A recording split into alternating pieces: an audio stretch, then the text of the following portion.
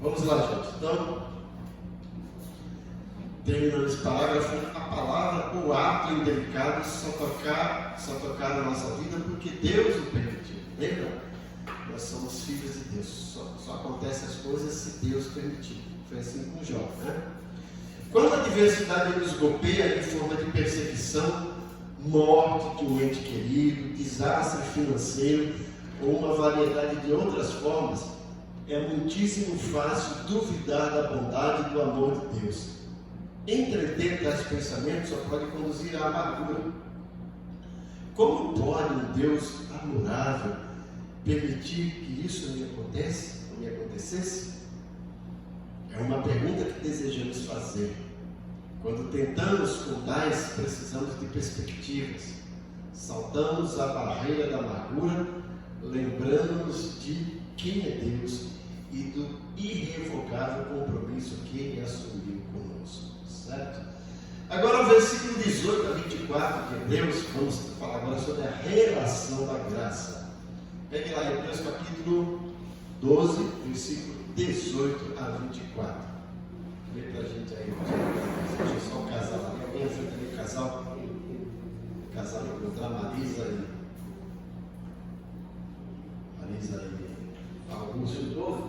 Hebreus 12, versículo 18 a 24.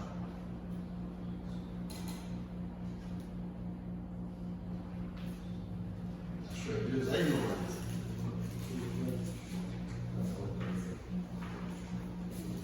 Hebreus 12, versículos 18 a 24.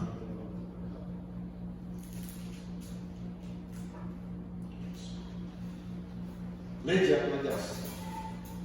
Ora, vocês não chegaram ao palpável e acesso à escuridão, às trevas da tempestade, ao toque da trombeta e ao som de palavras tais, que aqueles que ouviram isso pediram que não lhes fosse dito mais nada, pois já não suportavam que lhes era ordenado. Até o animal se tocar com o monte será apedrejado. Na verdade, o espetáculo era tão horrível que Moisés disse: estou apavorado e trevo.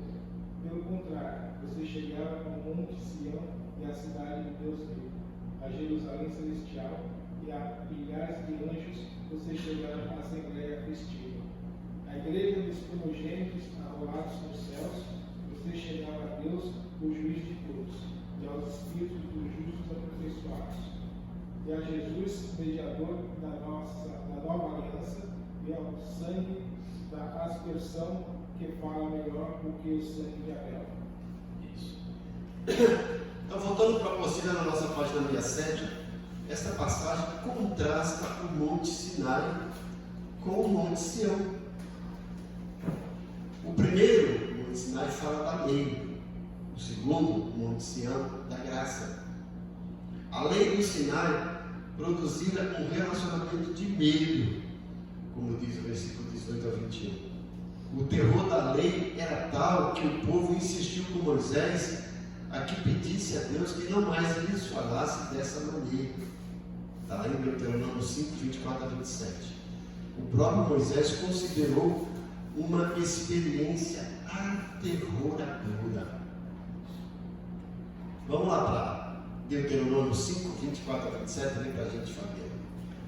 Deuteronômio 5, 24 a 27.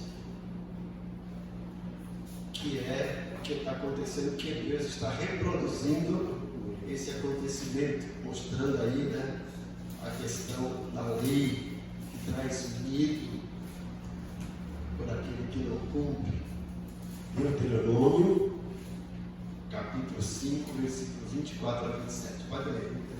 E vocês disseram: o Senhor nosso Deus mostrou-nos sua glória e sua majestade, e nós ouvimos a sua voz vinda de dentro do fogo.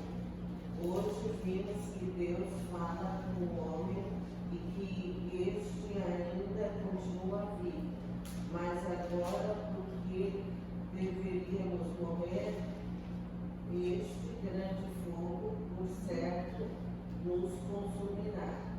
Se continuamos a ouvir a voz do Senhor, o nosso Deus, morreremos. pois que o homem mortal chegou a ouvir a voz do Deus vivo falando de dentro do fogo. Como nós não vimos e sobreviveu, aproxime-se você, Moisés, e ouça tudo que o Senhor, o nosso Deus, disser. Você não relatará tudo que o Senhor, nosso Deus, lhe disser. Nós ouviremos e obedeceremos. Veja, gente, Deus falando no meio do fogo, aquela voz poderosa, o povo ficou com medo. Vamos morrer. E aí, Deus produz medo? O problema não era Deus, o problema era o povo. Veja que Moisés não reclama. Era o povo por causa do pecado, por aquela dureza do coração. E o povo fica com medo daquela voz de Deus e fala assim: Moisés, não deixa mais Deus falar com a gente. Pede para ele falar contigo e você fala com a gente, senão a gente vai morrer. Porque o pecado faz isso. O povo vivia naquele pecado e não estava agora suportando ouvir aquela voz poderosa de Deus. E o autor de Hebreus está retratando e relatando isso. Voltando para a apostila, agora o medo, gente. Além da amargura, precisamos também vencer o medo. O medo, a semelhança da amargura, é uma doença paralisante. Pode levar a pessoa à inatividade. Quando o relacionamento tem por base o desempenho e não o amor e a aceitação, o resultado natural é o medo. Quão importante é ressaltar essa barreira na vida de fé. É fácil de ver a cura. Ela nos está pormenorizada na demonstração que contemos com o Monte Sião e não com o Monte Sinai. Com Jesus e Abraão e não com Moisés. A aliança mosaica da lei não substitui a aliança abraâmica da graça. Não é preciso que deixemos o medo embaraçar-nos a carreira. Saltemos esse obstáculo e prossigamos na vida cristã.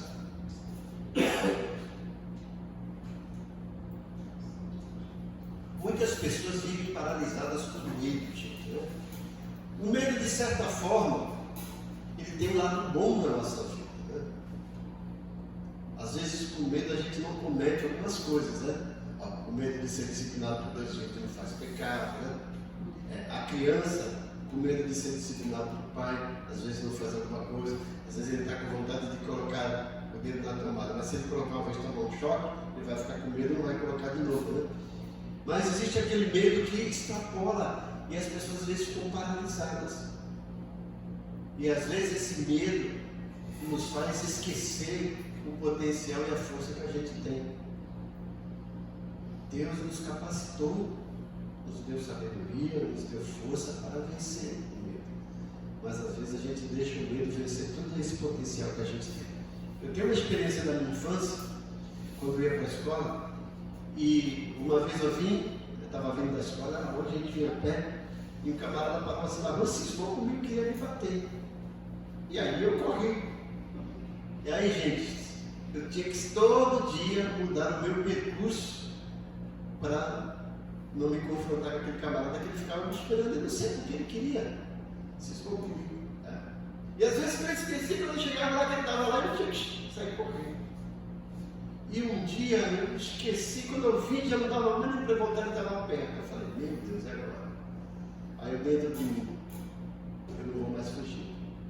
Aí o cara veio para cima de mim, aí eu encarei ele, bati nele. Nunca mais. Cara, aí eu passava lá, agora foi muito mal, muito sentido, né? Acabou o medo. Veja, eu estava com medo do camarada e eu tinha força para vencer, eu não sabia. Mas o dia que eu, resolvi, agora eu tenho que resolver essa situação. Venci. Aí, pronto, acabou. Aí quem tinha medo agora era ele, não era fazer.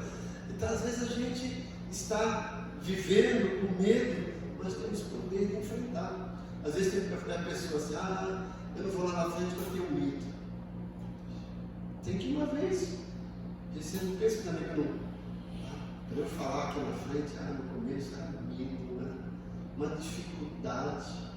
Mas, Aos poucos foi a gente vai crescendo medo. E às vezes quando eu vou pregar em um lugar que eu não conheço, ainda fica com aquele friozinho na barriga, aquela coisa. Mas a gente vai vencendo passo a passo. Senão o medo nos paralisa. Né? Tem gente que vive com medo de sair de casa, vive com medo de fazer alguma coisa. Frente. Nós temos capacidade para isso. Então, vamos saltar essa barreira do medo agora.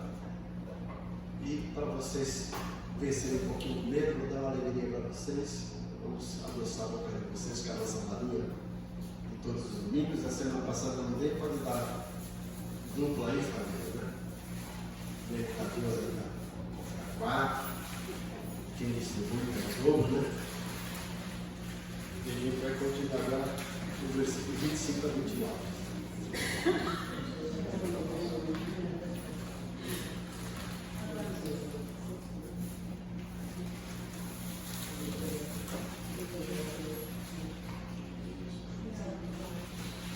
Lembrando dos nossos dízimos e ofertas, né?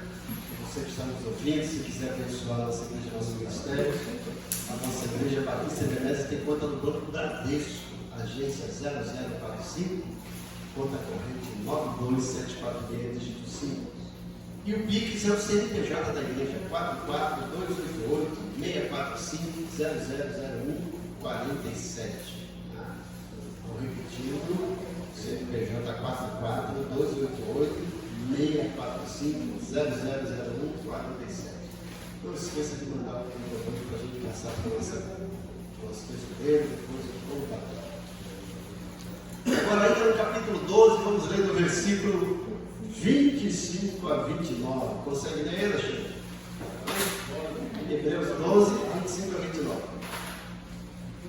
Tenham cuidado de não recusem a ouvir aquele que fala, pois se os que se recusaram a ouvir quem divulgar a liberdade da terra, na escapada, muito menos escaparemos nós que nos desviaram daquele que do céu nos deve. Naquele tempo, a morte ele abalou a terra, mas agora ele promete, dizendo: mais uma vez eu farei tremer não só a terra, mas também o céu. Ora, as palavras mais uma vez significam a remoção dessas coisas abaladas, ou seja, das coisas criadas, para que permaneçam as coisas que não podem ser abaladas. Por isso, recebendo nós um reino inabalável, tenhamos a graça pela qual servamos a Deus de modo agradável, com reverência e temor, pois nosso Deus é fogo consumidor. Nosso Deus é fogo consumidor. Então, aí no final da página 67, né, o autor nos leva a ter consideração pela palavra. Temos aqui a quinta advertência da carta. Essa advertência é basicamente uma repetição da primeira advertência. O escritor começou exortando a apegar-nos com mais firmeza às verdades ouvidas. E aqui termina ferindo a mesma tecla. Página 68 aí. Para confirmar o que diz, o escritor refere-se ao que escreveu anteriormente. A voz de Deus foi ouvida desde o Monte Sinai em uma experiência aterroradora, como a gente viu no versículo 18 a 21. Agora ele diz que a voz de Deus abalou a terra. É loucura supor que pelo fato de havermos entrado num relacionamento gracioso com o Senhor, já não precisemos atentar para a sua palavra. Deus fala, né, gente? E hoje Deus fala através da sua palavra Bíblia.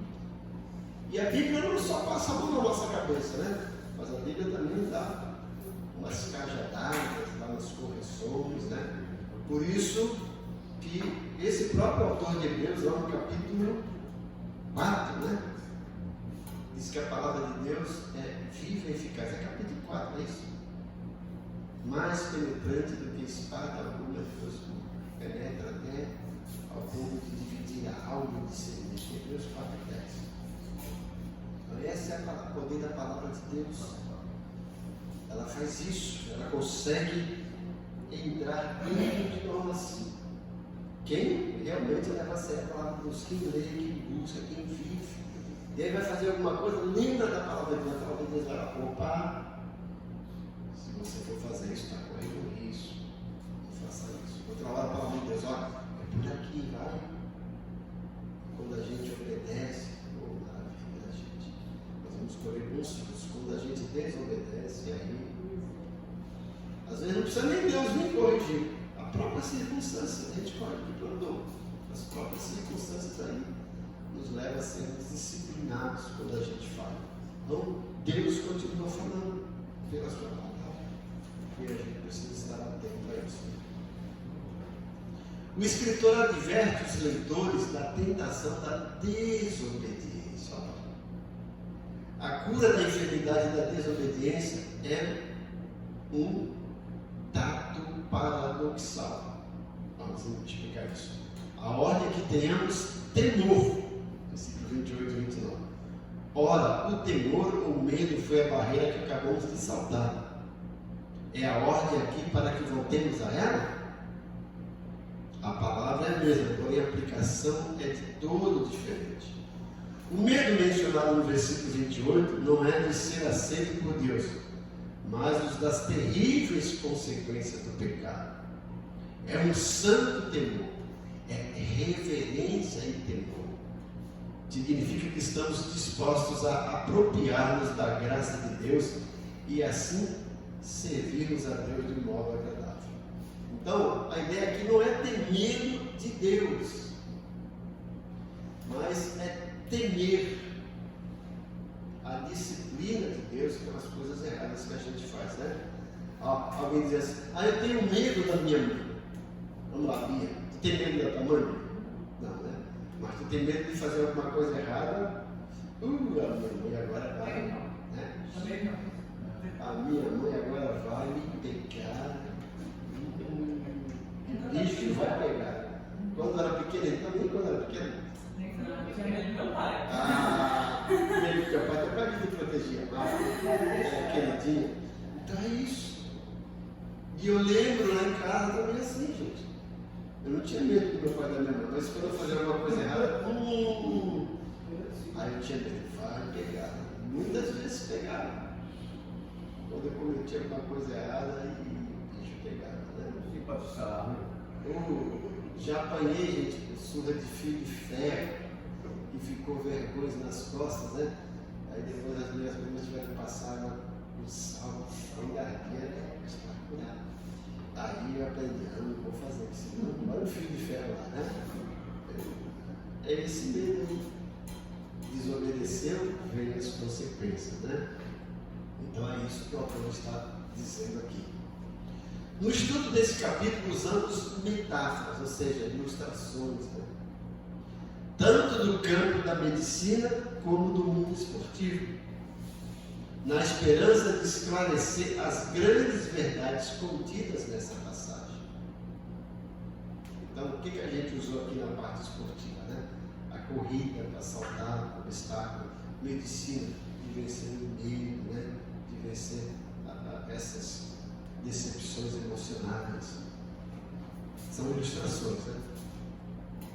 A exortação é no sentido de livrar-nos dos embaraços que afetam a vida cristã.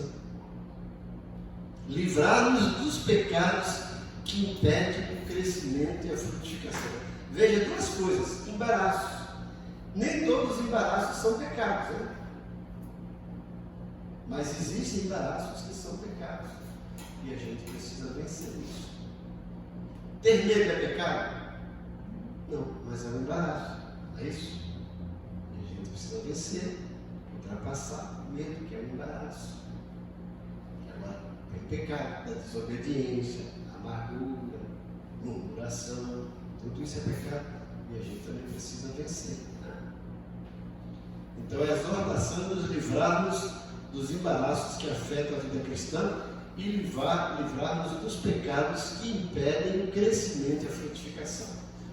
Tanto o embaraço quanto o pecado vai impedir a gente crescer e se frutificar e se tornar maduro na fé. Existem algumas pessoas que não crescem na vida cristã. Eu sempre falo, né? A gente precisa prestar atenção nas coisas. Quando algo na nossa vida está se repetindo com constância, é sinal que a gente não aprendeu uma lição. A gente fica, né? Tem pessoas que ficam pulando de igreja em igreja. E desculpa, eu não me relacionei bem lá, não me relacionei bem. Você não aprendeu a se relacionar naquela igreja. Foi para outra, não aprendeu. Vai para outra, não vai aprender. Enquanto não aprender, você vai ficar. Precisamos aprender. Quando a gente aprende a lição, aí a gente consegue vencer isso, consegue mudar a página da nossa vida. Eu já falei aqui que o versículo volta a repetir. Deus jamais faz isso, gente. Deus jamais muda uma página da nossa vida se a gente não aprender aquela lição. Quando a gente não aprende aquela página, não muda. Quando a gente não aprende aquele capítulo, não muda de capítulo. Então, quando alguma coisa está se repetindo, pare e reflita. Como eu estou agindo? O que eu preciso aprender? Aprenda. Veja lá, o povo ficou andando em círculo no deserto, porque não aprendeu a lição. Se tivesse aprendido a lição, ia na linha reta e chegar bem rápido. Continuando aí. A solução para cada obstáculo encontra-se numa dimensão de vida que o escritor define como fé. Olhe além das circunstâncias para o Deus que as controla e deixe ali o seu problema. Veja bem. Veja o lado bom e entenda, olha, está difícil, eu não consigo, mas eu tenho um Deus poderoso lá em cima que vela. E se eu estou fazendo a vontade dele, ele vai tomar um posicionamento. Na hora certa, ele vai agir. Às vezes Deus demora para agir na nossa perspectiva, ele nunca demora. Porque ele quer que a gente se fortaleça, que a gente aprenda a crescer e a criar músculos espirituais para vencer alguma coisa, né? Então, tem uma ilustração do camarada, Deus, eu quero ser forte, me ajuda, né? E aí Deus falou, então, você está disposto a fazer o que eu peço? Então tá bom. Você lembra quando você passa e tem uma pedra grande? Eu quero que todo dia que você passar, você vai lá, empurre aquela pedra. E eles tinham energia, foi empurrar o primeiro dia, segundo dia, foi empurrando. Aí a gente começou a desanimar. Parou, Deus, por que você parou? Eu não consegui remover a pedra. Você falou para todo dia eu empurrava, mas não conseguia. E Deus falou, o que foi mesmo que eu falei? Você falou para empurrar a pedra, então. Eu falei para você empurrar. Não falei para você remover. Agora você percebeu como os seus músculos estavam melhores? Faz aí. Então, eu pedi para você empurrar para você criar força, para você criar músculo, para você ficar mais forte. Você era para remover, eu mesmo removi. Mas eu não pedi para você remover, eu pedi para você empurrar. E é assim que Deus faz com a nossa vida. Ele nos dá orientações. A gente não entende. Siga as orientações de Deus. Você sempre faz as melhores. Quando a gente desobedece, vai ter problema. À medida que avançamos a vida afora, correndo a desgastante carreira diária, olhemos firmemente para o autor e consumador da fé, Jesus. Lembra que o autor começa, né? Olha, olhando para Jesus, autor e consumador da fé. Todo capítulo nos leva a isso. Como é que eu vou vencer a amargura? Eu vou olhar para o autor e consumador. Como é que eu vou vencer o medo? Olhar para o autor e consumador. Como é que eu vou vencer a desobediência? Eu vou olhar para o autor e consumador. Como é que eu vou vencer os embaraços, os fracassos e o medo? Eu tenho que olhar para o autor e consumador da fé, de Jesus. Certo? Então a gente termina o capítulo 12. A semana que vem vamos entrar na fase final da nossa apostila. Só temos aqui 1, 2, 3, 4 páginas, né? Vamos para o capítulo 13. Expressões de fé. Aí na página 69 tem um gráfico para você entender. Leia o capítulo 13 baseado nesse gráfico, né? Versículo 1 ao versículo 6, a conduta virtuosa. Versículo 7 ao versículo 16, submissão. E o versículo 17 a 25, obediência. Então, o capítulo 3 vai mostrar que a fé expressa-se nessas 3 áreas. No numa conduta virtuosa, numa vida de submissão e numa vida de obediência. Então, a semana que vem a gente entra no capítulo 13, tá? E vamos chegar ao final da nossa apostila e vamos pensar no que a gente vai estudar. Lembrando que hoje à noite, às 18 horas, nós temos o nosso culto de celebração da ceia do Senhor. Então, venha, né, se fazer presente e relembrar do sacrifício de Jesus. Estamos aí vivendo esse período da Páscoa, né? Convide os seus amigos, você que está nos assistindo, venha participar conosco aqui na rua José Alves do Nascimento, número 51, no bairro do Jardim. Que Deus abençoe vocês, que a graça do Senhor Jesus, o amor de Deus Pai e a comunhão do Espírito Santo seja com todos. Ebenezer? Amém.